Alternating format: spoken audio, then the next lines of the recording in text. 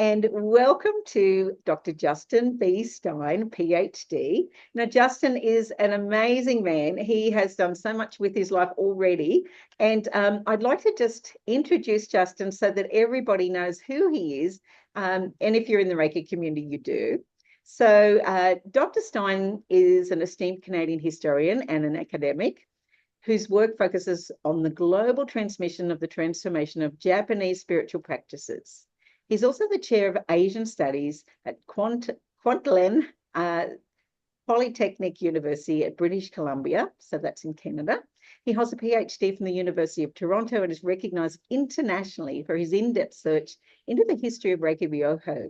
His scholarship bridges East and West, shedding light on how Reiki evolved from its origins with Mikao Usui in Japan to its global practice today. Dr. Stein is known for his thoughtful exploration of the cultural, spiritual, and historical threads that have shaped Reiki as we now know it. He is a contributor to key publications of energy medicine and Japanese spiritual traditions and works to promote respectful integration and understanding. His work is especially valuable for Reiki practitioners who wish to deepen their understanding of Reiki roots and the historical development. And I was just chatting with Justin a few moments ago, and he's also a member of the Reiki Ryōhō Gakkai in Japan, which there are only a very select few people who are welcome into that group. But welcome, Justin. We are so honored to have you here. And I think I must be the same color as my couch right now. I'm blushing so much from all these very, very generous introduction. Thank you, Carol, for the invitation and yeah, very nice introduction. Excellent. Hope I don't disappoint after all that. Oh, we've had a comedy of errors to get here. I had a spelling mistake that I tried to correct probably 4 or 5 times, but I had to also correct it in 15 platforms because I'd shared it so much. And then I realized that it was on the picture as well. So we had to go back and do that. And luckily, Justin has this amazing sense of humor because he's going, you missed one, you missed one. And we finally got it all organized.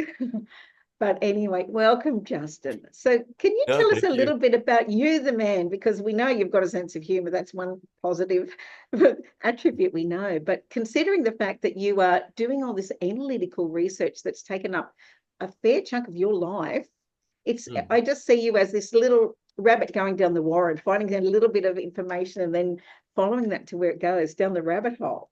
So tell us That's about the fun you. part. I Yeah. bet it is. So I live in Canada and I'm a permanent resident of Canada, but I'm actually originally from the US. I grew up in New York area. I think a lot of my good qualities I inherited from my wonderful parents. So my mother is very into spiritual practice. She's been a committed TM practitioner for over 50 years. She came quite close to becoming a TM or transcendental meditation And you wouldn't teacher believe back it. in the early 70s. And so I grew up with her teaching me about meditation, teaching me yoga. We went to a healer when I was, and she still goes to the same woman, again, over 40 plus years of going to this particular healer. And so I was exposed to a lot of that kind of things and also just reading speculative fiction and stories of the paranormal, and I was just very attuned to and interested in the invisible world, the The kind woo of woo. limits of knowledge and understanding and experience from an early age.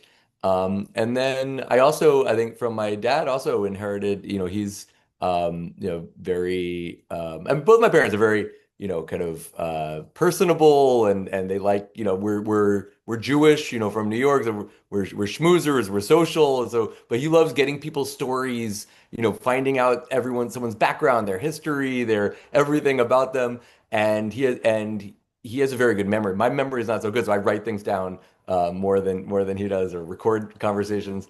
Yeah, they kind of more, I think, um, interest in history and more like analytical way of looking at things. I think I get a lot of that from my dad. Both Yeah, sides. when I was that. you got both sides of the coin. Both sides. Yeah, exactly. And I think it's when I was a teenager, I got very into the beat writers and through them found out about Buddhism and was quite interested in that as a teenager, an undergraduate student. And so I ended up doing a study abroad program in Japan, looking at Japanese Buddhism. And but the summer before I left for Japan, I was initiated into a chakra healing practice called spiritual human yoga that Mm. uses meditation to circulate, Kundalini energy through the body and the fingertips to kind of channel that energy and perform, healing sessions on other people and on yourself. You could do it on yourself as well. And so when I got to Japan, I was already kind of attuned to these ideas of spiritual energy and healing practices. And I started, getting exposed to the many Japanese new religious movements that were doing practices Wow. like that. And then I ended up writing a grant proposal to look at energy healing practices. And of course, Reiki being probably the best known version of that as part of that. And I received the grant. It was a participant observation and grant. I got to travel around the world. And so I received my first Reiki initiations as part of that when I was in India in 2001. And yeah, so it's been a journey. I don't know if that completely answered the question, but it's been a Yeah. journey from there. I went back to school. My original project for my master's thesis was going to be about actually comparing Reiki and Jorei, which is a Japanese Yeah. religious practice. They do healing with the hand. They say God's light comes out of the hand, but it's much more of a church-based practice. And so I was going to do a comparative thing about Reiki and Jorei. And my supervisor said, listen, this is an MA thesis. Just pick one thing. And surprisingly, even though Reiki is much bigger than Jorei, it had much less written about it from a Wow. scholarly perspective. So that ended up being the beginning of this kind of journey. And that was almost 20 years ago now. Yeah. Wow. So, It's a yeah. journey, all right, isn't it? Yeah.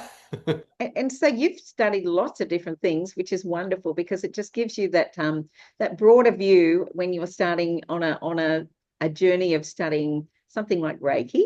And so what inspired you to then take that next step to become the professor and study this, be able to study the Asian religion and philosophy and the history? What actually was the thing that made you decide that that was where your direction lied? Was it because of all the things that you've just spoken about? Well, yeah, I mean, I think ever since I was a kid, I was a real know-it-all. I was a big reader. When I was living in Brooklyn after my undergraduate, I was teaching middle school. But my neighbors called me the professor. That was my nickname because and Love it. someone asked one of my neighbors, why Carl, why do you call him the professor? And he's like, look at him, look like this guy, with the glasses and the beard and, just kind of, oh, yeah, that's a great question. Oh, I'm really interested in that. I mean, that's just kind of been my life. And so when I decided to go to grad school, and I found I've been moving. And so I've been going through old things and I found a paper that I wrote like 20 years ago when I was living in Brooklyn about, wow, would it be amazing someday? I think this is when I was starting to apply for grad school to be able to teach students about Buddhism and Taoism and like these things that I'm so interested in. Yeah. How Yeah. amazing would that be someday? And now I'm living that life 20 years later. And And so yeah, you I think it's really, a comp you've yeah. exploded though, haven't you, worldwide? I mean, people everywhere know about you now.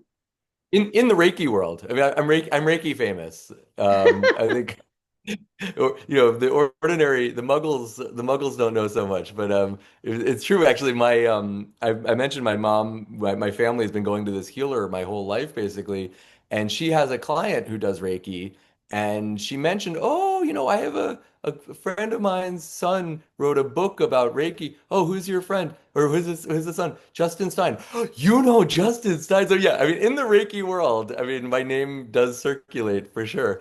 But yeah, I think in the broader outside community. I mean, in religious studies scholars as well. I was very honored. There was a whole panel about my book at the big religious studies conference a couple of years ago. Um, but yeah, I'm not that big of a celebrity. My local bookstore, I tried to get them to stock the book, And they but wouldn't. apparently well, the Canadian distribution apparently isn't so good, and but because they have a section for like local authors, and I'm like, I live 2 blocks away, but I guess Oh they had my to God. trouble getting it from the distributor, so I don't know. I'm not Wow. that famous. Well, I bought the book a couple of days ago on Amazon. I ended up doing the download so that I could get into it because there's just and I haven't completed it yet, but I did. I listened to your video and like I always do research when I'm going to interview anybody, and I did listen to your 100 years of Reiki, and that was fascinating. And I screenshot a lot of your slides, I might tell you too, because they were really good. And so you've just learned so much, and it's about one man's life, but that one man has had such an impact on the world, and you've been able to dig up information that nobody knew about, and in many cases, and so would you like to tell us a little bit about some of that history? You don't have to spend the 7 hours that you thought you would have to after all my questions. I won't ask all of them today. Yeah, I mean, I'd love to, if you want to add, like, where should I start with Usui Sensei? Why not? Why not? I mean, I could talk about him for the rest of the interview, so You I'll try to probably keep it could. brief. Yeah, Yeah, and I mean, I do remember you said in the other video about it wasn't really so much a Japanese thing because of the Western influence. And that was what I thought was really relevant for people to understand too. Because when I did yeah. speak to Walter last week, Walter Lubeck, he said Hayashi wasn't doing a Sui Reiki, he was doing Hayashi Reiki. And Mrs. Yamaguchi, she'd been doing Jo Rei before she did Reiki. So that, I think that's what he said. I She'd think been it was doing, her so, son to Tao. But yeah, yeah. oh, perhaps, yeah. The And she said, Yamaguchi family had Jorei connections for yeah. sure. Yeah. So he said, so some of their teachings had a lot of that stuff in it. And then I thought, Asui and then Hayashi and then Mrs. Takada's taught the whole Western style. So it's amazing because in Reiki Australia, your lineage is so important, which it is, but Mm. it is, you have to have these set a lot of things so you can join and become a member. But when we look at the styles, people will say, oh, you're not supposed to change it, but every single person's changed it because they add their flavor or their interest, don't they? So would you like to Yeah. share I about mean, that? sure. Yeah. I mean, there's a lot in what you asked, and maybe I'll work a little bit backwards. Certainly. So, the thing about changing the practices, I mean, one thing is that one of the other questions you had emailed me before was about adaptation for different audiences, cultural translation. Yeah. And I think that some of the work, particularly that Hawayo Takada did, I think it's a little misunderstood as westernizing Reiki. And when you get to the end of the book, the last chapter is has this argument that I make about that actually I think some of the changes that she made were intended to actually like Japanize Yeah, her students. That understandable. some of for example, right, she takes the 5 precepts that she learned from her teacher, and kind of smushes 2 of them together to create another one, maybe a Okay. 6th precept of honor your parents, teachers, and elders, right, which is part of the Usui Shiki Ryohō lineage, right, the Reiki Alliance and others, trying to keep Takada's teachings alive. And that's something, honor authority, right? Honor your parents, honor your teachers. Japanese people don't need to be taught that, right? That's part of, I mean, maybe they are taught that at the age of 2 or 3, right? Yeah, That there's it's part of their it's culture. well cemented. Exactly. Yeah, It's well socialized by the time, most Japanese, of course, every culture has, diverse people within it, but most Japanese people have a much greater respect for, or at least deference to, right? yeah, You might yeah, talk about your boss behind his back, but a, a certain level of deference to one's, social superiors is well ingrained in Japanese culture. And so, but at the same time, think about whom Hawayo Takata was teaching, right? It's the 1970s. A lot of her students are coming out of the counterculture, Yes. and it's a time of question authority, right? Is the a buzzword of the time, and so she, I think, was trying to socialize her students into a more Japanese way of doing things, where you don't ask your teacher, "Why do we do this? Why do we do that? What if I do it this other way?" Just listen to me, watch what I do, practice what I'm doing the best you can, and you'll learn as you do it, right? Which is a very Japanese approach to practice, whether it's martial arts or carpentry or calligraphy.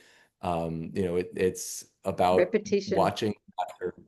repetition, Yeah. trying to do what your master does, and having that kind of apprentice relationship. Um, and then another thing that was very different for her was that in Japan, the relationships between teachers and students would be ongoing, where there could be, regular meetings, monitoring performance, giving suggestions for improvement, correcting along the way over the course of months, years, whereas Yeah. she was, as far as to her knowledge, the one person keeping this practice alive, certainly Yeah. outside of Japan. She did go back. Definitely. She did, I think, connect with a few Yes. a few practitioners in Japan at some point. But for in largely, I mean, Reiki would not be what it is without her, and it would not be what it is without her kind of changing the I teaching agree. methods Yeah. Yeah, from definitely. th- this kind of what I call like a membership-based model, where there's an organization, you attend regular meetings, and you gradually progress up through the ranks through supervision of a teacher, to this certification model, right? Yes. Where you get your initiations, you get a certificate, and you're sent off into the world to practice. And that's a major change that she made, that again, some people say, oh, she was westernizing the practice or this or that. I think it was just So I really was thinking westernizing the story when she said he was a Christian. That's oh, really okay, what I meant. that's a whole Yeah. other can of Oh, worms. yes, Yeah, but definitely. yeah, but the fact that she made it Reiki kind of a thing where you get your initiations. The initiations are good for the rest of your life. Just practice, practice, practice. And so, the emphasis she put on self-practice, the emphasis she put on the foundation treatment, those are things that I think she developed and saw as effective in a sense to replace some of the things that she couldn't have, right? The dojo where the master and the students are meeting regularly. Yeah, And so, yeah, anyway, I think I kind of peripherally answered some of your questions, you but if you want did. me to go back to any particular points. So can you tell us a little bit about how did you actually get invited to join the Gakai, and how did all that happen? So, I have a colleague who is, I think, still finishing up her PhD at Waseda University. Um, but she is a Japanese woman who is a Reiki practitioner and also is studying the history of Reiki. And we've collaborated on various aspects of our research over the years. She ended up, having a family, and kind of her life diverted a little bit. But, she is certainly one of the most knowledgeable people, particularly about early Reiki history in the world. And she's published a bit in English as well.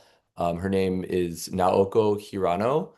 You can find a free article she published in the journal Japanese Religions. I cited a lot in my book. It's one of the Okay. best Oh, I'll just wait and find it and articles. then look her up. And maybe we could put it in the show notes, or what, Oh, something that'd be like that. great. Yeah, there's a link to it. It's free online. But Yes. so in order to join the Gakkai, you need a recommendation from a current member.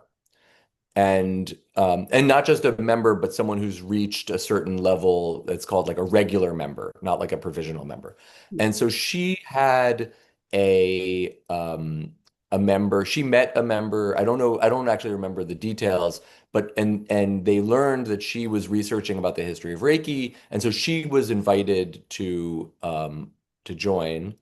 And so she was a member, and then I don't remember exactly whose idea it was, but that one of us had the idea that maybe I could join as well. And there are a handful of international members. I was not the first. At the time when I was going more regularly, when I was living in Yokohama, and then later when I was living in Kyoto, I would sometimes see other international members who specifically were coming to Japan for meetings. Um, but yeah, it was through membership, through invitation. And also the other important thing, and I think this was important for them, was that I don't teach Reiki, right? That I actually have never received a master training. I'm a second degree practitioner. And so because they are concerned that people are going to join and then without authorization Take them. start teaching their practices publicly. And so I think the fact that I'm not a Reiki master and I don't teach Reiki was You were another safe. thing that kind of helped them. And Yeah, also, I think that they respected, first of all, that I speak Japanese fairly well, that I knew a tremendous amount about the history of the organization and the history of the practice. I think all of those things were factors in kind of them agreeing to let me join. makes a lot of sense. And Yeah. so, can you tell us about, since you just were just mentioning the history, you know, I think a year or two ago, Elizabeth wrote that book, Elizabeth Latham, and from there was a lot of upheaval. Elizabeth sent us a copy of it to Reiki Australia too, but something didn't sit right. And I did see you had a paragraph on Facebook not that long ago saying, here's this new research that proves Usui was a man of his time. So would you like to talk about that?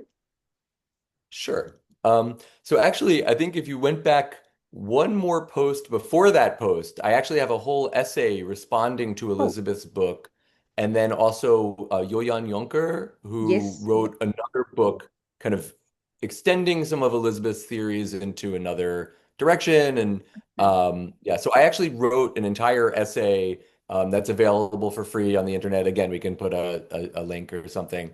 Um, that has my detailed thoughts about the hypothesis that the true founder of Reiki was not Usui Mikao, whom Elizabeth alleges may never have existed, may have been a pseudonym, etc. Mm. Um, and that the true founder of Reiki, according to Ms. Latham, is this Japanese Christian figure named Tokyo Yokoi, who had been the president of Doshisha. And that's the major link that she has, Okay. is that in at least one recording of Hawayo Takata telling the story, she says that the founder of Reiki, Dr. Usui, had been the president of Doshisha University. I think she says principal in the You did, recording, but yeah. yes. Yeah, And I've got that and so recording actually, that vocal recording of her. You probably yeah, had too. yeah, Yeah. sure, sure. Yeah, it was one of the Yeah. first time, I think it was the first time I heard her voice Yeah. was that recording. And so you talked about going down rabbit holes. I mean, I think that Elizabeth really went far down this rabbit hole trying to make connections between what she could learn about Yokoi and what she knew about the story of Reiki as told by Hawayo Takata. And I think that what's called a confirmation bias, which is, kind of ignoring all the data that doesn't fit your And theory picking out what and fits, picking what as we fits. do. I Uh, mean, it's a human thing, isn't it? sure, sure, Yeah. sure, sure. So I think, yeah, I'm not too keen on the Yokoi as the true founder of Reiki theory. There is a lot of evidence that Usui Sensei was a real person who really lived at that time period, The who brother and really all the rest of it. went Yeah. up on Mount Kurama and really, taught a number of students before passing away, too soon from the world. And in her book, Elizabeth says there is no, site, there is nowhere in Japan where you can find a document with the name Usui in it, and it's simply not true. In the National Diet Library, the National Library of Japan, there are several books published in the 1930s, as well as actually one book I found published in 1929, as well as some newspaper articles from 1928 that all talk about Usui Sensei as the founder of Reiki. And she writes them off as forgeries because they don't fit her theory, right? There's a big conspiracy It's a worry, to, isn't it? yeah, yeah. So anyhow, yeah, I don't know if that's enough about that. But you No, mentioned about that's this good. new document. It's a very exciting new source. We really have had very little about Usui Sensei's life outside of the memorial stone that's at his tomb in Tokyo, and his own account of his finding Reiki and teaching Reiki that's in the Usui Reiki Ryōhō handbook, that Frank Arjava Petter republished a number of years Yes. ago. I Yeah, think I've, it's called I've got those here. the handbook of Dr. Mikao Usui or something like I've got that. it up in the Uh, bookshelf. Oh, you've just frozen. Hopefully you'll come back in a moment. Sorry a So minute. I think Hello, sorry about that. you've just frozen, but that's okay. Yeah. All Okay. good. You're Um, back. yeah, About I'm sorry. the handbook of a I don't know what's going Sui. on with my internet. Yeah. So we only had a few sources outside of the oral tradition, but documentary sources from his own lifetime. There's also a stone gate that he and his brothers erected in his hometown, that has his name and his address in Tokyo. And so that's, one of the other few kind of documents we have. But just recently was discovered a document from about almost 20 years before he started teaching Reiki Oh that wow. outlines some of his early life history. It's his resume or his CV, to work in the Japanese colonial government in Taiwan. And it outlines his education history, his work history, and there are some interesting details in there that accord with the story that Hayao Takada told of his life. That's amazing. Now, it's not exactly one to one. She was a creative storyteller, I believe, on some level. There are different versions where we have, that where she told the same story, but with different details, on different occasions. But the idea that Usui was a Christian teacher, Yeah. is supported by this CV, that Oh, it okay. says that he founded, working for, it says, an American Women's Missionary Society. He founded a school in Tokyo, in a very poor neighborhood of Tokyo, in the 1890s. And that he was basically the principal of that school, which again accords. It's not exactly the story because it also says that he studied in the U.S., but he studied in the U.S. before founding the school. Oh, So it's possible he went back to the U.S. later in life, right? This is from 1904. He stayed in Taiwan, it said, until 1911. So there's still this like 11-year gap yeah. between when he left Taiwan and when he founded Usui Reiki Ryohō. It said that he studied Zen in Kyoto for 3 years before that. So maybe there's a, 8-year gap or something there. He also got married and had kids. So, I don't, who knows, but there are some elements from Hayao Takada's story that are in this CV. He studied in the US. He was the principal of a Christian school. The school was in Tokyo instead of Kyoto. Again, there's the So, quibble over the so he was details, originally but it's Buddhist, but then studied Christianity. Is that what I think I it saw that seems somewhere? Yeah, it seems that that's the case. In the memorial stone, um, was everyone in Japan, especially at that time, it's not Buddhist. everyone, Yeah, pretty much. 99% of Japan, yeah, you're born into a Buddhist household, because in the Tokugawa period, right, which is right before Meiji, every family had to be associated with a Buddhist temple because Christianity was illegal, right? Yes. And so Yeah. Christianity gets legalized, And and that was it's when kind the of this. Meiji Emperor came in, was that right? Yeah, that's right. Okay. In the Yep. Meiji period. It's actually a few years after, and there was even persecution of Christians in the early years of Meiji. But yeah, so um, Usui, it says on the memorial stone, studied Christian and Buddhist scripture. He's buried in a Buddhist temple.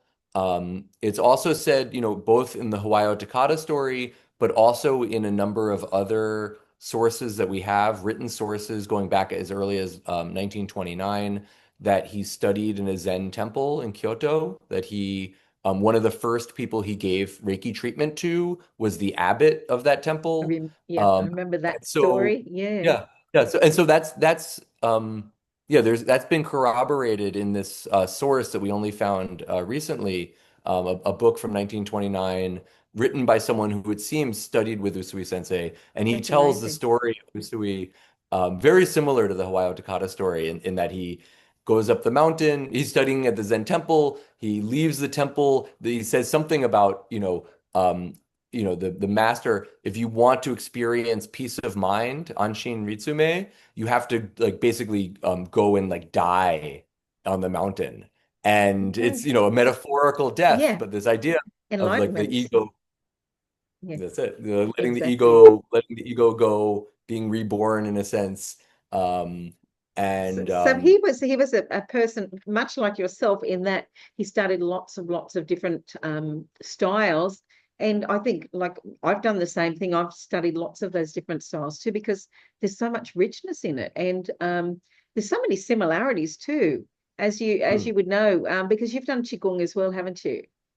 mm, And so even things like the microcosmic orbit or small universe and the finishing stroke, that's similar to, because I do touch for health, so that's similar to the spinal walking that we do as well. So there's so many similarities.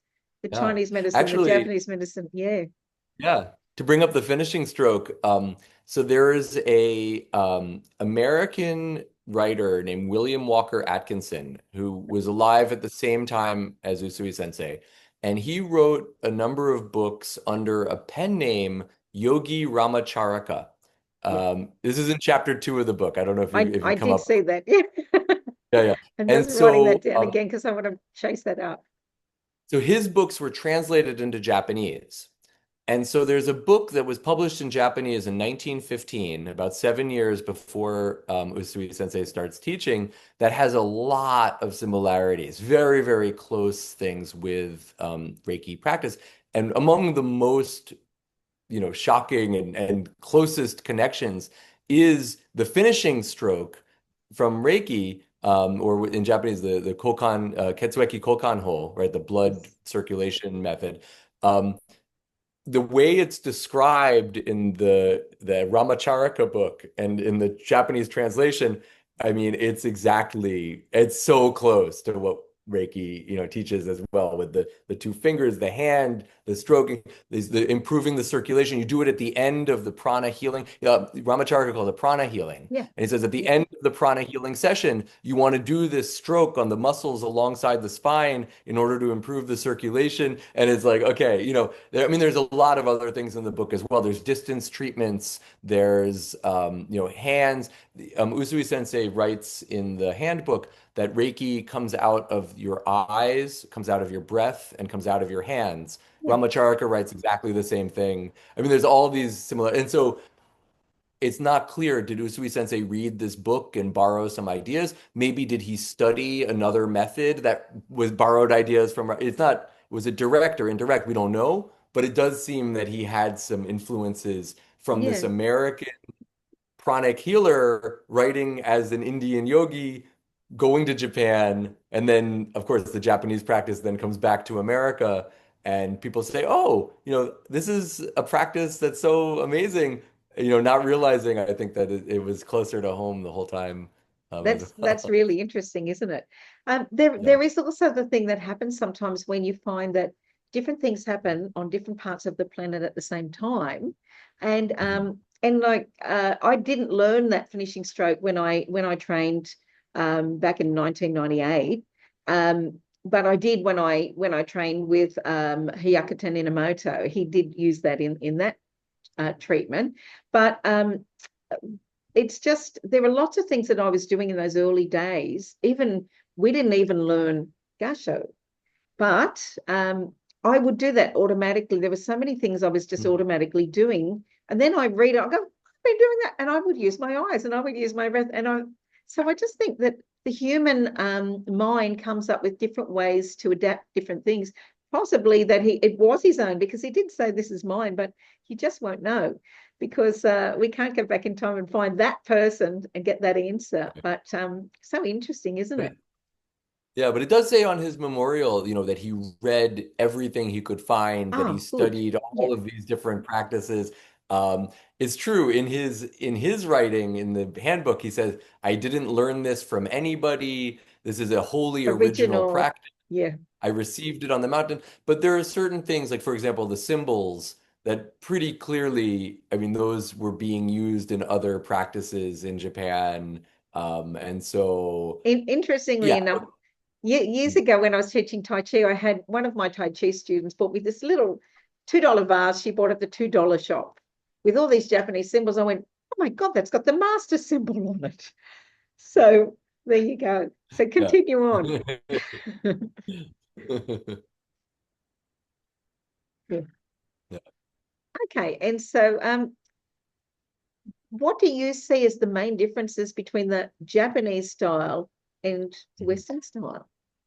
Yeah, so I mentioned one of the key ones already, which is that and of course, the Japanese style has also changed over time too. So it's not necessarily taught the same way, and there's different lineages and what Yeah, have you. so I But think Jikiden and Kamiya Aikido, I think they're different as well. I don't know enough to comment on that. But Yeah, but I but have one thing someone who's though done that both the trainings. Yeah, oh, okay, yeah, yeah. yeah. You're saying they are different. Yeah, yeah. Okay. Yes, yeah. Um, yeah. And But the Java said he didn't know what Hyakuten taught. He said, I don't know, even though they were trained yeah. by the same person. But continue on. Yeah. Well, but one thing would be that, at a meeting in a Japanese lineage, I think this is true in both Komyo and Jikiden, is the giving of Reiju regularly at any meeting between the teacher and the student. And that this kind of group Reiju Kai, in Japanese Reiju Kai, a Reiju meeting, where the shihan or the teachers will be regularly giving reiju outside of a class setting, right? Where it's Yeah, just that there are regular meetings to practice together, where reiju is given, where that's something that's really been taken out of the Western style, Takata style lineages. Now, that said, it seems that Hawayo Takata did do something similar at a point that she called Reiki blessing. I don't know if you've ever heard of that. yes, I have. Yeah, Okay, yeah. so the Reiki blessing, I think, is basically like a Read Reiju, you. where it's something that the teacher can give basically to anyone, right? They don't have to be a Reiki student, but certainly when they meet with their Reiki students, but it's something that I think most Takata lineages have kind of let go of, Yeah. don't practice anymore. But I do think that it did come to the West, but it's I think largely been kind of forgotten in the West. And I think that's a major difference. The idea that you get your initiations and then that's it. Some people would say, if once you have your initiations, that's all you need. So you shouldn't be going out there getting initiated into different lineages. You shouldn't be getting these kind of like power up initiations later in your career. You don't need it. It's disrespectful to your teacher, even people might say, right? And so I think that attitude of get your initiations and you're done and no more, I think is a kind of like Western lineage And a hallmark. bit of ego in there as well.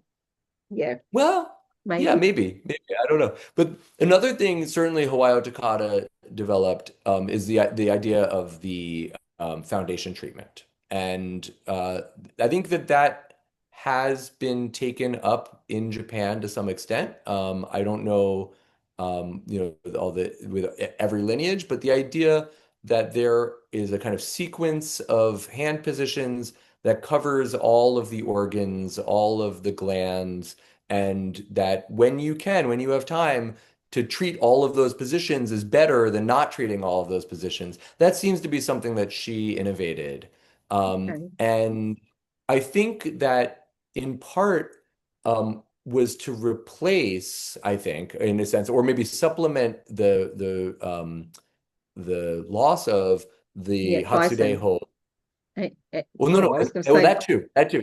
Yeah, yeah, yeah. But also the Hatsudeho daily meditation where you're bringing in the energy from the universe, through the crown into your hara, into your lower belly.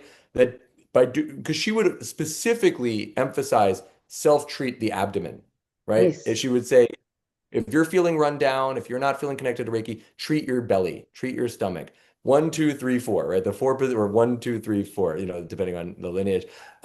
Treating the belly recharges your battery, right? It helps your motor run. It connects you to the source of Reiki. And so I think instead of doing Hatsudeho, right, there's this emphasis on self-treatment, particularly treatment of the belly. But like also, like you said, um, the Byosen kind of diagnosis, which is a very delicate term, I think, for liability purposes, at least in the gotcha. US, where Yes, you're not supposed to diagnose illness ever. yeah, And so to be able to feel the vibrations with your hand, know where the hands are supposed to be, listening to your hands, is something that obviously is greatly emphasized in the Japanese lineages.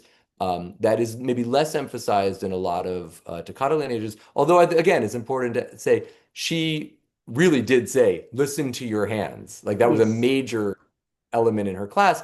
And so the foundation treatment, is a foundation, but maybe it's not everything.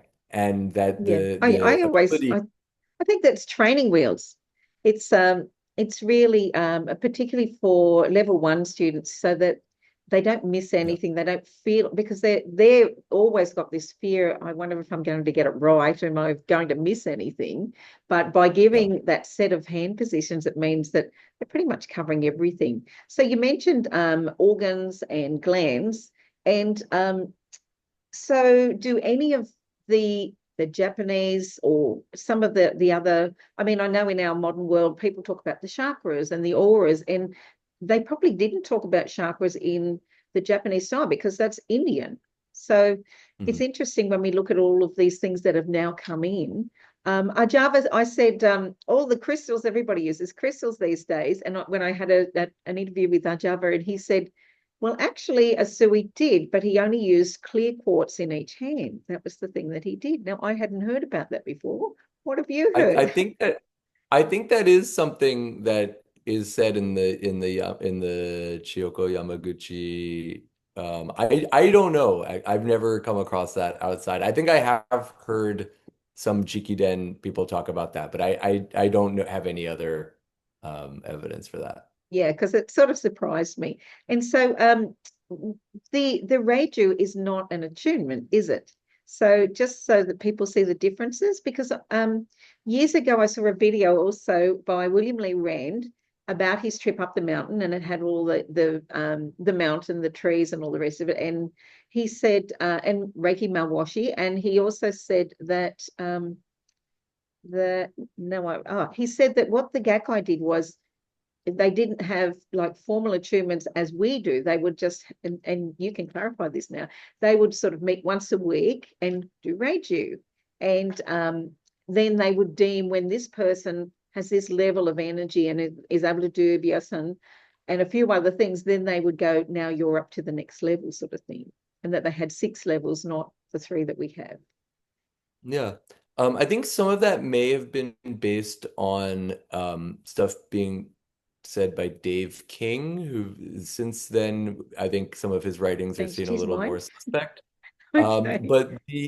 And I can't really confirm or disconfirm what goes on in Gakkai meetings and things like that. But I will say that I think the idea that there's an attunement or an initiation that's kind of a one-time thing, is different from the idea of Reiju, which is a more regular thing throughout your Yeah. development. I think there's some information in a new book by Olaf Böhm. I don't know if you've come across that one. Okay. Uh, No, I haven't seen I can that, give, but I can give you the I do like information those. again in the show Yep. notes. But he has really the greatest, I think there's maybe one private Japanese collector who may have a better collection than him, but he's not showing it to anyone. Where Okay. Olaf has this incredible collection of 1920s, mostly 1920s, a little bit of 1930s, Usui Reiki Ryōhō Gakkai publications, and in his recent book has basically shared, translated Well, all of these amazing, archival documents with the world. And one of the things that's really, clarified there are the rules about who can be yeah, proceed to Okuden, right, the second degree. that's really And interesting. there's a certain number of meetings that you have to have attended, and so that certainly for Okuden, it seems like there is a thing where you come to this many meetings and then you qualify to be like promoted to the next level. Yeah. One other very interesting document we have is um, we've seen for many years Hawayo Takada's like master certificate in the sense of the notarized document that Chujiro Hayashi signed Yeah. before he went back to Japan. But what only came out recently and for better or worse is not allowed to be photographed and circulated on the internet, but you can go see it in person at the Hawayo Takada Archives in Santa Barbara, California, is a Japanese language certificate, Wow. which I believe appears in full translation in my book in chapter two or chapter three. I forget exactly where it is, but I believe the Okay. whole thing's in there. And because Phyllis Promoto said, I don't want this on the internet. It's a sacred object. It's my grandmother and lineage bearers certificates, and it's not right for it to be on Google Images or whatever. That's If you right. want to Yeah. go see it in person, you can go see it in person. But the translation, she said, okay, you can circulate the translation because that's not the same energy. Yes. Um, Yeah. but in that document, it's a handwritten, it's a piece of calligraphic writing about this big. I don't know, Yeah. anyway, Yeah, I'm sizable, gathering. Yeah. like a diploma kind of Yeah. size. Yeah. And it's written by Hayashi Sensei, and it talks about Hawayo Takada, um, her development as a practitioner and why he is choosing to give her Shimpiden, right? Master level training. Yes. And it talks about that she diagnoses reliably as one of the things that she her treatments are effective, that she, works very hard and she's very good at it, right? Yeah. And so he says, I'm blanking on exactly the time here, but it's, she's only been studying, I think it's about 5 months, Oh, wow. um, between she received, I believe she received the Shoden and Okuden, or first degree, second degree, right, basically in the same class in December 1935. And then this is in, I believe, May 1936. And so he's saying, it's not a long time, maybe 6 months. Yeah. But because, first of all, she was apprenticing in his clinic, right? So she's treating people every day. Yeah. Um, she was treating in the clinic in the morning, In going and mornings doing and house house calls in the calls. Yeah. afternoon. I mean, she had so much experience, even though she'd only been doing it for 6 months, and that he was able to oversee her progress, and he was very impressed by a number of her achievements, in diagnosis, in treatment, but also in other things like being able to navigate Tokyo without a map, without a smartphone, right?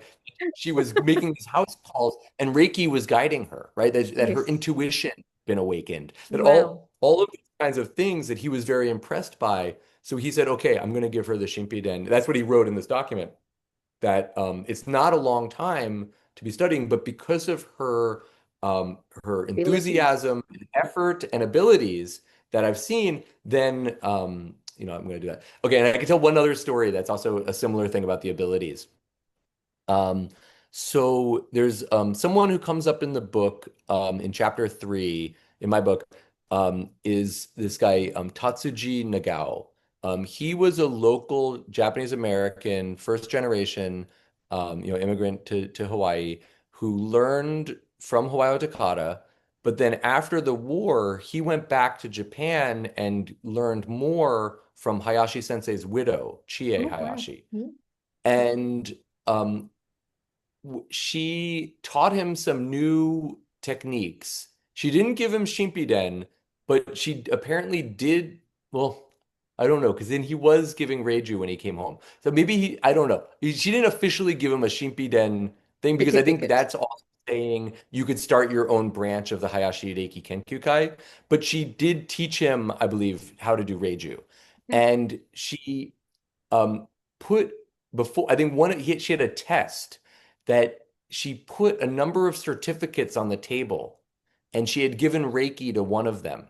And he had to use his hand and pass his hand over them and figure out which one was the one that had the Reiki. And then when he did that, that was okay, you've passed the exam, and she would do the initiation or whatever.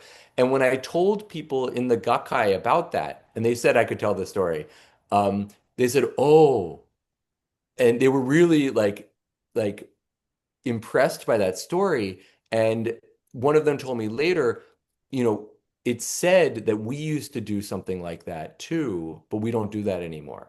No. And so that there may 100 have been years. more like practical examinations earlier in the practice, where the sensitivity in your hands could be tested in certain ways. It's so Yeah. interesting, isn't it? Yeah, So, definitely. who do you think came up with the attunement process as we do it in the West these days? Do you think that was Hawayo Takata, or Hayashi may have had some impact on that or not? I mean, it's so we know that Hayashi taught courses Hmm. where you go 4 days in a row and you get initiations for or Reiju 4 days in a row, and then you can go practice. And it's said that Usui Sensei also taught in that way. Arjava has something in one of his books, I believe in This is Reiki, Yep. that Usui Sensei also taught like 5 day courses. And so this idea of a 4 or 5 day class where after that you can practice Reiki without that supervision, in a sense, is an attunement, right? So Yep. I think on some level, the idea of attunements does go back to the beginning. But I think the expectation, I think, for a lot of those people is you're going to be doing Hatsureiho daily or regularly, and that you also have this opportunity to get further Reiju later when you're able to reconnect with your teacher. Yep. Um, but if you don't have a local Shihan and you don't have a local chapter, but the thing is, the Usui Reiki Ryoho Gakkai, we see the chapters spread very quickly. Mm. In Olaf's book, he has some of this data. I have some of it in the footnotes. I don't get into it really in the meat of my book. Um, but there, if you look in the end notes, there's some Easter eggs in there. If you're reading it as an ebook, I recommend, if you can, opening it in two different windows and having Okay. one window that's the end notes and one window that's the main text, because there is some interesting information in the Because end notes. I think Yeah. I heard in your other video that you kind of had the book finished and then all this other stuff kept coming in and you go, oh, I really wanted to put that in here. Oh, I'll put it in the end notes. And some So to of it is make that, sure and some we, of it is that, some of it is also like the super nerdy details, that you don't really need in order to get the narrative and the argument. Some of those you just can't put it all in the main text. But some of it's hmm. also hidden for the extra eager reader. Oh, that'll Yeah. be me. I'll But be reading that. Yes. Yeah. but so I mean, I love information. I love to learn how yeah. things work and all the rest of it too. Yeah. But so one thing that we see though is that the Usui Reiki Ryoho Gakkai branches really mushroomed from the late 1920s through the 1930s. I Okay. don't know the numbers off the top of my head, but it went from having, let's say, a dozen branches in major cities to having 30 plus branches across Japan, in the Mm. colonies, in many, many small cities and towns, you know, and the Hayashi Reiki Kenkyukai never got as big, but I think they Yeah. had 13 branches. Mm. And so the idea that, you have kind of the teacher comes to a new town that doesn't have a branch yet, you need to train a Shihan to run the sessions in that town. And then once you have a Shihan there, then they can open a branch. It's like And martial so, arts, isn't it? exactly, Yeah. exactly. Yeah. So, Excellent. yeah. Yeah. Yeah. And so are the numbers dwindling in the Gakkai? Because when I first read about the Gakkai, how it was, we thought that Mrs. Takata was the only remaining grandmaster on the planet, basically, and then we find out that the Gakkai is still over there. And I remember when I don't even know which book it was. It said at the time there were not many members of the Gakkai, and it was a closed society, and it was just really people by invite, as you've said. So are those numbers dwindling? And do you think that they're going to, what are your views on them opening up to the world a little bit more than they currently are? Because I Yeah, know no, it's a Hiroshi great. Doi has written that book as well. Mhm. And yeah, so there are a few people coming out bringing some of that Japanese information. Yeah. Um, so I mean, it's a great question. I don't know. Again, predictions are always difficult.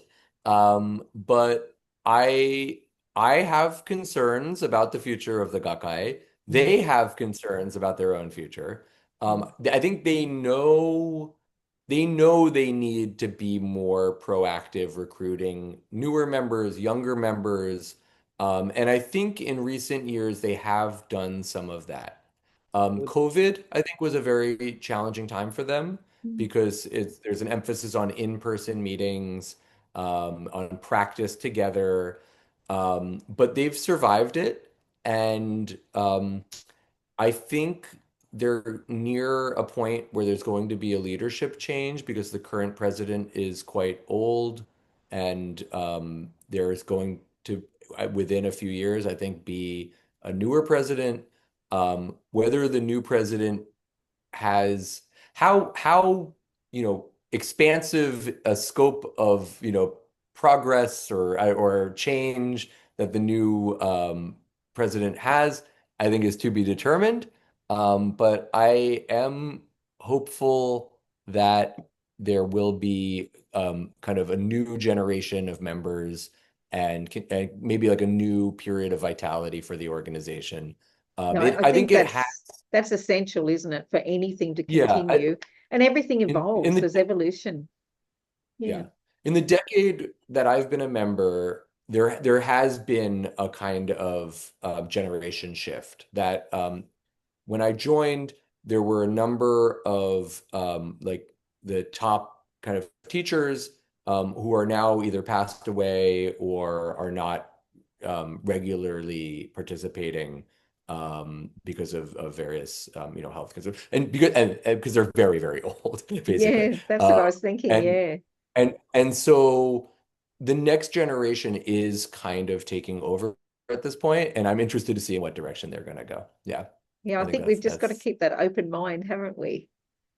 yeah, and I think there were efforts to try to have some meetings between figures from the outside world and them. They did have a meeting with Phyllis Furumoto before Oh, she that's good. passed. That's great. Um, They were invited to and discussed attending the 100 Years of Reiki event that Yoyan Yonker was trying to organize for 2022. And there was some discussion of it. So again, it didn't end up happening with COVID and what Yeah, have you. threw Um, everything out. and I don't know that they would have sent a representative anyway, but at least the president of the Gakkai at that time was talking about going. So I mean, That's like, really I good. think there's murmurs, and again, Japanese organizations tend towards conservatism, but I think Absolutely. there are murmurs for change and for opening up. There's certainly, like, as an international member, I get asked a lot of questions about the international Reiki scene, about, they're interested. They know that we're out here, They that know that the we Reiki, exist. Yes. and they know that we are interested in them and want to make contact with them. It's like the Um, aliens. Yes. yeah, and I We want think to that make, on some level, exactly. And I think on some level, I hope that in the future I can be a kind of mediator, intermediary to help the future internationalization of the organization without them feeling like they are losing their identity and yeah, their integrity. I mean, in the past decades, they have really erred on the side of preserving the identity and integrity of the organization. And and that's a I think good there's thing. been a That is a couple, good thing. yeah, Yeah. yeah, and I Yeah. think there's been a couple of incidents that have happened in the last few decades that have made them feel like, yeah, we need to double down on that decision. Now, yeah, I think with this generational shift, though, there may be a change. But again, it's all speculative. Yeah. Yeah, totally understandable. So now I want to just come back to your book and that book, Alternate Currents, Reiki I should have Circulation had in a the copy. I should have had a copy to hold up. It's Oh, in the other room. when I put this video up, I'll when I put it up on Facebook, I'll make sure I put the screenshot of the cover so that everybody can see Okay. that because I Yeah. want to how long did it take you to write that book? Ooh, I mean, the better part of a decade, I would Mm, say. I mean, from the first drafts of like what became, I guess, the introduction, until the publication, it was about 10 years. mm, Yeah. amazing. It's a long time I to mean, write a it's book, also isn't it? because it was, yeah, I mean, also because it was my Your thesis. it's an academic publication, so it was my thesis, but then also there's the peer review process. So, for those unfamiliar with academic publication, the manuscript gets sent to two, experts in the field, who read it, blind, not knowing who the author is, um, evaluate it, make suggestions for revisions. Then the manuscript is sent back to the author. You have a certain amount of time to respond to those Questions or reviews. whatever. And then, and then if they don't feel like you've adequately responded, they can recommend they not publish it. And you've spent, 2 years maybe doing that process, or a year or two doing that process. And so there's a lot riding on that kind of blinded peer review for a book on an academic press. So it at least At the same means that time, your information's accurate. It means that you've done the very best to make sure everything's yeah. historical and accurate. So that's a good thing. A lot more Yeah, oh, pressure. definitely. And peer review is great. It's very time consuming. And then also, I got my reviewer comments right at the time where I started my new job, and then COVID happened, and I got asked to teach more than my original contract, and so it took a long time. Let's just say that. On the It back wasn't burner. it wasn't 10 continuous years of writing. Fair But it enough. was yeah. So what's involved in your new job? In your job that's not new anymore? So I am the chair of Asian Studies, like you said in the introduction, Yeah, at a Polytechnic University in Canada. So we're a very small program, and so I wear a lot of hats. I bet you do, like I I do. teach. I teach a number of courses, including kind of Intro to East Asian Religions, but also courses about Japanese culture and society, courses about folklore in East Asia, courses about Okay. gender and ethnicity in East Asia. I mean, very, very interesting courses. I have a course that I've taught once, and might be teaching again about like healing and health practices in East Asia.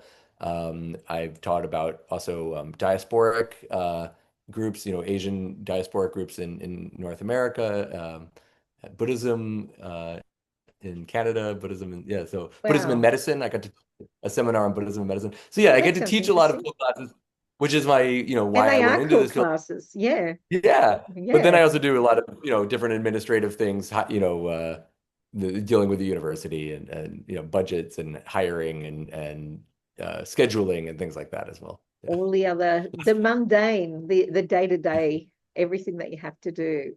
So, Uh, what are some of the surprising findings that you found through all your studies when you were getting into this path of writing your book? What were some of the things that perhaps surprised you? Yeah, I mean, I mentioned a couple already. I think the connections between some of the sources that seem to have influenced Usui Sensei and what was going on in the US around that time Yep. were much more direct than I expected. We talked about the Yogi Ramacharaka, Yeah. but also the precepts, the idea like just for today. I've written about this a little bit in the book, but I actually am hoping to write an article specifically looking at just for today, Kyodake wa, Yeah. and how it was influenced by Christian practices going on in the U.S. at that time. That's interesting. And yeah, that I don't know. Again, Usui Sensei was aware of all of this, but the kind of focus on, and of course, in East Asia, focus on the present and not worrying about the past, not being fearful about the future, but the present moment. That's something that's been emphasized in many spiritual traditions in Asia for a long Definitely. time. But the specific phrasing of like just for today, I will not anger, I will not worry. That seems to be coming from this particular tradition of New Thought coming out of the U.S. Yep. That there was a I understand what you Japanese, mean. yeah, there was a Yeah, the Japanese New Thought movement professor that of, was, yeah, yeah. the Christian Science, was it? Exactly. Yeah. Yeah, yeah, Yep. I mean, they're not the same thing, but they're intertwined for sure. yeah, But there was definitely. a Japanese professor of philosophy who studied Christian Science while he was at Harvard, and then brought it back to Japan and taught it as health philosophy. And his five precepts and Usui's five precepts are very, very Very close. And he close. published it a decade earlier. So that's one thing Interesting. that I think I found surprising. Another thing in my research in Hawaii was basically how Hawaii Takata was running a branch of the Hayashi Reiki Kenkyukai until World War II started. Wow. And so in the late 1930s and up to, through 1941, she had monthly meetings where I believe she was giving Reiju, and that was part of the practice of Reiki even outside of Japan for the first 5 years or so. Wow. Um, and that it was considered to be a branch of the Hayashi Reiki Kenkyukai. That I didn't know until, yeah, I found some archival sources. That's interesting, Um, isn't it? Mm. Speaking with some of her, and this is in chapter 3 of the book, speaking with some of her students in Hawaii, and that they were all doing Byosen. They were treating for hours at a time. And then she started a clinic doing the foundation treatment, an hour-long treatments, and they thought she had sold out. That I mean that was also a big surprise for me. Understandable, yes.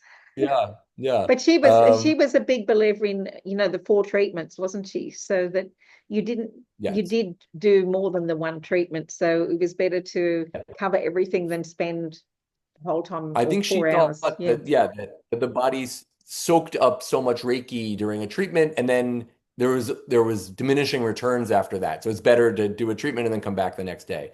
Yeah. I think there were exceptions she made for people who were very, very sick. Yeah. People who there was one particular white woman who became one of her kind of first organizers on the U.S. mainland. She's in chapter 4, and she had leukemia, and she actually happened to be getting treatments from Hawaii Takata in Hilo when Pearl Harbor happened. And Wow. so but she lived in Oahu. She lived on another island, but all of the inter-island ferries were canceled. And so she ended up staying, I think, at Takata's house basically, and just getting treatments. Like I think it's in the book. I believe Takata says in her kind of handwritten notes from that time that she was treating her for hours and hours a day, every day, because they had all the time, and she was very, very sick. Yeah. And so, again, with everything, I feel like there's an exception in Hawayo Takata's teachings Oh, that she said, in Reiki we are vegetarians, but she would like to have a lamb kidney once a week. You know what I mean? She, oh, well, things well, like that that. would be because of the Jing energy, wouldn't it? From Yeah, the exactly. kidneys, because the kidneys make that energy, send it to that Tandan or lower Dantian, and then once that's full, it goes up to the middle Dantian and for the Qi or Chi, and then it goes to the Shen in the upper Dantian. So the kidneys would be very important, wouldn't they? I don't know whether they are Yeah. so much in Japanese, but in Chinese culture they are, aren't they? Oh, for sure. And I think in Yeah. early Reiki they were as well. Yeah. Yeah, so we've lost a lot of Yeah. those sort of bits of information, but it is Yeah. about making it teachable, I guess, and that's sort of how it happened. Why do you think she didn't teach her daughter, and that she skipped and taught her granddaughter and made poor Phyllis, because Phyllis, I remember Phyllis saying that she didn't really know what it was even. She just got dragged around with her grandmother. When I spoke to Phyllis once, and she was saying how this is how it happened, and Oh. and then she was told she was got it, she had to assist, she had to help. So why do you think she Yeah. didn't teach Alice? Yeah. I don't think Alice wanted that life. Alice was a mother. She had, and she, um, her husband was a respected doctor. Um, and I think she saw the importance of succession, but she didn't want it for herself. And so, I Yeah. mean, the reason, Phyllis ended up with it was Alice made her, basically. Yeah. I mean, she and You go with your grandmother. yeah, exactly, exactly. Stop being a ski bum. Uh, yeah. But yeah, I mean, it's a great question, and I think Alice, probably had a lot of the right attributes. I think it sounds like she was a lot like her mother in a lot of ways, but But maybe they clashed even too, because often yeah, I mothers and think daughters do. who knows? Who knows? Yeah. Yeah, Respect your parents, teachers, and elders can be a challenging definitely. teaching. Yeah. Yeah. And the grey book that came out too, I've got a copy of that. I did see the translation, but it's now gone. So I haven't got the Oh, the English website? translation. Yeah, it wasn't on the last time I looked for the English translation of it. Oh, I know there would have been an issue with it, and it was about the server, and they redid it, and it was Oh, working again. But I don't oh, know, that's was it great. just I'll go. recently, Oh no, or was it a while? probably 3 or 4 months ago, or 6 months ago, I looked and there was a problem with it. Okay, So I will have I another know look there's at. yeah, I know there's going to be a new effort to try to get because I think maybe as a fundraiser for Reiki Home or something to get people to pick up because I think there's a few copies left. Yeah, And so I'll double check because there's a conversation going on. I'll double check about the website thing. But yeah, the gray book that was a real kind of labor of love because the I think the paper that it's bound with, I mean, it really feels and looks like the original one that was given to Hawayo Takata's master students and then Phyllis's master students. It's a near identical reproduction of that. just going to Yeah. see if I've got it with me here. It might be in home, but uh, Mine's in the other no, room. I I've got could, it at home in my special keepings. But yeah. yes. So yeah, do you want to tell everybody what the grey book is? Because it's Sure. So it's something that after Hawayo Takata made her transition in December 1980, her daughter Alice Takata Furumoto, was basically helping transition the being the lineage bearer from her mother to her daughter, yeah. and there was questions of kind of who was out there, who were, that Alice and Phyllis didn't necessarily know the other Reiki masters, that there were, people out there. And then also there were now students getting initiated into Reiki who were seeking maybe to become Reiki masters themselves and that needed to have a connection with Hawayo Takata, who they would never meet, right? And so Right. I think the project, Alice's project of putting the gray book together was in a sense having a object, like a transitory object that could transition, not transitory, that's the wrong word. There's a transition, there's a word I'm looking for A that's bridge that would bridge. Yeah, connect exactly. people. It's Yeah. yeah, an object to connect people to Hawaii Takata, to her life and teachings. And so she made 100 copies and she distributed them to Takata's master students. And then the people who were then seeking master training and initiation under Phyllis also received one. There were a number of students who were hoping to become masters under Takata, but then they didn't have that opportunity. So Phyllis completed their training, Mm. and they also received them. And yeah, so it's got photocopies of different documents from Hawaii Takata's life, from her diary, from this essay she wrote in 1948 on the art of healing. It's got some photographs, and for a long time, it was the source for archival material about Hawaii Takata. Since then, I worked with Phyllis Furumoto to put together the Hawaii Takata archives, Yes. part of I knew which that. helped inform the writing of my book. And so now there's more materials available. But for 30 plus years, it was the stuff that was in the gray book. And so Wow. the person who put the gray book together, the second edition of the gray book together, Brian Brunius, he was like, I've always wanted a copy, and I'm sure I'm not the only one. So Yep. why don't we make this second edition that's like a reproduction of the first one as close as we can? And I mean, he was exacting in the saturation of the black ink on the everything. It's really as close as you could possibly get to the first edition, Wow. except Yeah. for on the inside cover it says second edition. Like that's the only difference. Yeah. And so uh yeah, it was a real labor of love and his vision, and it came into being. And so yeah, there was a limited edition printed. There still is there still are a few remaining. And as I said, I think they're going to be part of a fundraiser for Reiki Home Oh, that's coming wonderful, up. isn't it? Yeah. Yeah. So, did you find any misconceptions, any things that on your journeys, other misconceptions and stories about Reiki that made you laugh even, that you went, what? I mean, No, that's not real. every day. Yeah. I mean, I think there's a lot of fears about various things that people, if you do the wrong thing, you're gonna lose your connection with the source, or you're gonna, if you do the symbol backwards, you could hurt somebody, or so, like, I mean, What the? there's all kinds of stuff. Oh my gosh, I've heard so many Reiki, Everything's intention, isn't it? Yes. So yeah, I mean, yeah, I just tell people don't worry so much, just practice, put your hands on, breathe, that's be present, the KISS principle. smile. Yes, yes. Keep it Yeah. simple, stupid. Yeah, Keep it, that whole yeah, the kiss. Yeah. yeah. Um, And yeah, there was something else that just popped in my head. Now it's gone again. But anyway, I've got your details for your Facebook page that I'm going to share, and I'll put it in the YouTube video as well. So if anybody reads through the material, and I'll put it on our Reiki Australia website. I'm sharing this stuff on my own personal website as well, but I will put any of the other recommendations you've got. I've found, what have I got here? Your connection for, oh, I haven't got it on this piece of paper. Doesn't matter.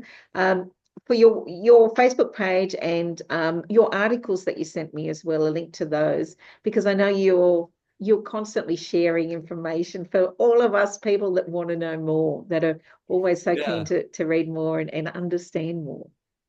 So Yeah, and so I mean, some of my articles are more, scholarly, and some of them I think are more accessible. So I know there are some people who look at some of my work and are just kind of like, I can't read that. I'm not going to read that. But so I think, look through. I mean, I've put a lot of things out there. If you go to my academia page, there's a lot of different articles up there. And if one of them doesn't strike your fancy, check out find another one. another. I've put a Exactly. lot of stuff out there, and I'm gonna be writing more. I mean, that's my I love doing the research. I love teaching, but I also love doing the research and the writing, and that's what So when do you summertime is think for. that journey will end on the Reiki journey? I mean, because the man, yeah, what are you going to be doing in 10 years? We'll see. I don't know. I mean, I think there's definitely more to uncover, right? I think at some point it's not my, in Hawaiian language is kuleana. It's like your calling, your destiny. I think that I'm looking forward to another generation coming up and doing more work. The life of Phyllis Furumoto is super interesting, and I know Yeah. they're putting together some of her materials, and she has a lot more materials than Hawaii Takata I because bet they she kept. does. Yeah, Yeah, they and she also was teaching for 40, plus, 40 years. So exactly. yeah, I mean, yeah. And So so now we've got the internet, and there's so many people now doing um, you know, buy the $50 Reiki level 1, 2, and 3 online, all this sort of stuff. yeah, How do you think that's going to go? Because everything is evolution, and people are using the internet these days a lot more for a lot yeah, more different things. And then we've got AI coming on as well.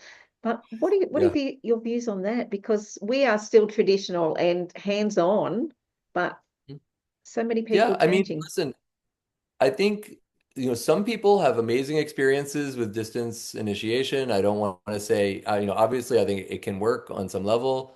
I think that for some people who get trained, I think in a very, 1, 2, 3, like the whole, weekend workshop where now all of a sudden you go from 0 to 100 and you're a Reiki master. I think there are people who feel kind of anxiety about that regarding, how well trained am I? Am I really now capable of, being a Teaching professional and practitioner, being a yeah, teacher myself? I mean, and I think with good reason. And I know that I've encountered people who maybe did one particular type of training. It was an introduction to this world.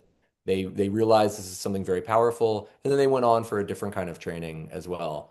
and At the I same mean, time, even Phyllis said, I mean, there came a question up on her page, and somebody said about the how they were really angry about people buying internet workshops on Reiki and everything, and what were her views on it. And I agreed with her because what she said was some people don't have the funds to do a hands-on treatment, but this may be the one thing that opens the door to them getting that connection to yeah, the universal energy. yeah, And quite often those people will then come and do a hands-on workshop. And I know I've had the same thing. I've had students that have done it online and come and train with me. And yeah, and when I did my training, I did level 1 on Monday and Tuesday. And then she said, you are meant to do level 2, walk on the beach on Wednesday and come back on Thursday and Friday and do level 2. And this was in Byron Bay. And that's what I did. And I had a Kundalini experience on the way on the plane home, all these sorts of things, and hands on my knees that have been swollen for 3 years with chondromalacia patellis, that's cracking under the patellas, iliotibial band syndrome, pain pads. Next morning, I got up and the pain and swelling was gone. So it just kind of blew my mind. But 3 weeks later, I was doing Reiki on people. And a year later, I yeah, did my master's. And then 3 weeks later, I had people lined up. When are you going to learn the master's? We want to learn this. And yeah, yeah. I and mean, that's the so, thing I think more about there's an exception to all the rules, right? That yeah. when particularly when the master recognizes in a student, hey, you've got a knack for this, you're ready. And another student, okay, I've been doing Reiki 1 for a year. Can I do Reiki 2? Well, let me feel your hands. No, I think you need to keep doing self-treatment for a while. I mean, it's more of an art than a science, I right? think you're right, Yeah. yeah. But I Yeah. mean, I quite often now I'll do a level 1 and a level 2 over a weekend, but I use the internet as a resource so that I'm sending people videos on here is the history of Reiki. I want you to make sure you watch this before we start. And here I just giving them information, and then I've got a resource page for level 1, level 2, and the masters with 20 different videos of different things because I want them to have that as a resource to refresh their memory, not to teach them, but to just Mhm. refresh their memory. And then my group, we've always been connected. They're like my family, my children. And Yeah. so I think there's a place for using the internet, but not as this is your sole thing, but as a way to to rekindle knowledge. But I encourage my students to come back and do refreshers anytime they want to as well, and we have Reiki shares as well. So Yeah. I At think the this same is, time, though, I mean, I think anybody who spends, time doing Reiki and especially, second degree and above, um, you have, distance treatments that you receive or that you give that can be quite profound. And so the idea that, doing a Zoom initiation could be a very profound experience for a lot of people. I guess the question is about, like you said, I mean, listen, as a teacher, right, you have a certain presence in the classroom, I and agree. And the hopefully, group dynamic too, so but important. there's also people who can teach amazing seminars online as well. Yep, But doing one well doesn't mean that you can do the other well. so true. And so I think there may be particularly gifted online teachers. And I think as we move forward with this technology and people, who grew up with it and went to high school on Zoom and went to college, who Yeah, knows? I mean, it's possible that kind of the digital natives and the also the energetically attuned, right? I mean, people who, it's not that can actually tune in to their master on the other side of the earth, yeah. or the master who can turn into their student on the other side of the earth.